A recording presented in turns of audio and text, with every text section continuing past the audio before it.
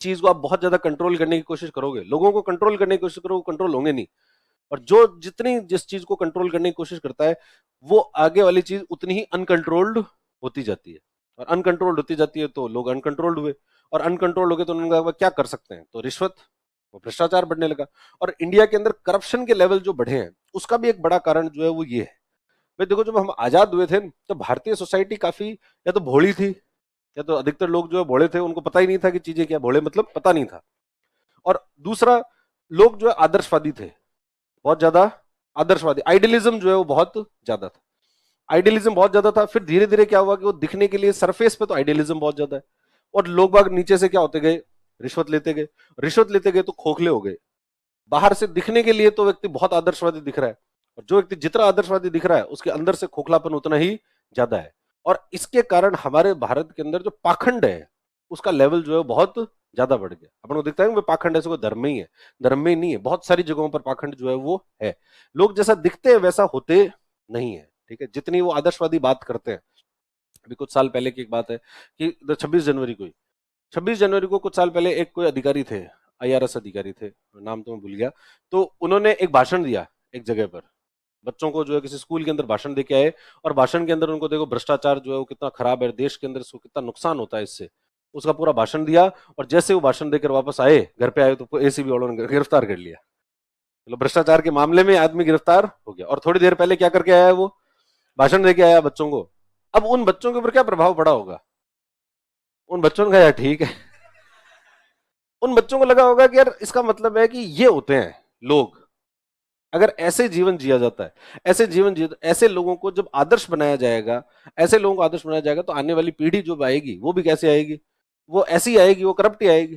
ये करप्शन के अंदर जो लोग आते हैं वो कोई दूसरी दुनिया से थोड़ी आते हैं, कहां से आते हैं लोग, अपने में से आते हैं ना। यहाँ अपन तुम लोग इतने बैठे हो, तुम लोग कल को जो है वो जाओगे सरकारी कंपनियों में, सरकार के अंदर, और सरकार में जाके जाते क्या करोगे, करप्शन, भ्रष्टाचार करोगे। 101% है, कोई एक आधा ही जो है बचेगा, बाकी अधिकतर लोग जो है वो जिसको मौका मिला है वो सब करेगा। क्योंकि अब शायद मुझे लगता है कि आदर्श की कमी हो गई है, कि आइडियल्स जो है वो ही खराब हो गए, या लोगों को लगता है कि यार ईमानदार रह के करना क्या, ईमानदारी से क्या फायदा होता है। फायदा तो उनको किससे दिखता है, बेईमानी से, बेईमानी जो है वो करप्शन से।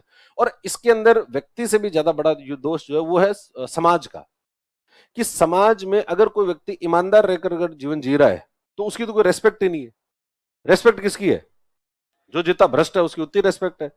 भाई आपके आसपास के अंदर कोई अगर व्यक्ति भ्रष्टाचार से पैसे कमा रहा है, तो पता है कि यार इसने पैसे कैसे कमाए, भ्रष्टाचार तरीके से कमाए, लेकिन लोग बाग चापलूसों की तरह उसके पीछे चापलूसी पूरी करेंगे। वरना अगर उसका सोशल बॉयकॉट कर दिया जाए, जो व्यक्ति भ्रष्ट है उसका सोशल बॉयकॉट हो जाए, तो किसी में हिम्मत नहीं होगी, वो क्या कर सकता है, भ्रष्टाचार कर सकता है। भ्रष्टाचार या फिर जो भी अनाचार है उसको कोई भी व्यक्ति कानून के माध्यम से नहीं रोक सकता। हम सोचेंगे कानूनों के माध्यम से चीजें रुक जाएगी, सरकार रोक देगी, वो रोक देगा, कोई नहीं रोकेगा। रोकने का काम जो है कौन करता है, वो समाज करता है, सोसाइटी करती है। अगर सोसाइटी ये डिसाइड कर ले कि करप्शन को 0 टॉलरेंस है हमारी सोसाइटी में, तो करप्शन आपके यहाँ पर हट जाएगा। लेकिन हमारी सोसाइटी के आदर्श जो है वो क्या है, बहुत कमजोर हो चुके हैं, पाखंड हो चुका है। और पाखंड होने के कारण लोग उसको क्या कर लेते हैं, एक्सेप्ट कर लेते हैं। फिनलैंड के अंदर, इसमें करप्शन के अंदर एक मैं आगे बताऊंगा बाद में भी, कि करप्शन में बड़ा एग्जांपल जो है वो कौन है, फिनलैंड है। कि फिनलैंड के अंदर वहां करप्शन इतना ज्यादा नहीं है। तो विचार आता है कि फिनलैंड के फिर क्या लोग लोग नहीं है, वो इंसान नहीं है क्या, उनको लालच नहीं होता होगा। लालच तो एक प्रवृत्ति है, और ये प्रवृत्ति तो सब जगह ही होती होगी, भारत में ही होती होगी, ये वहां भी होती होगी।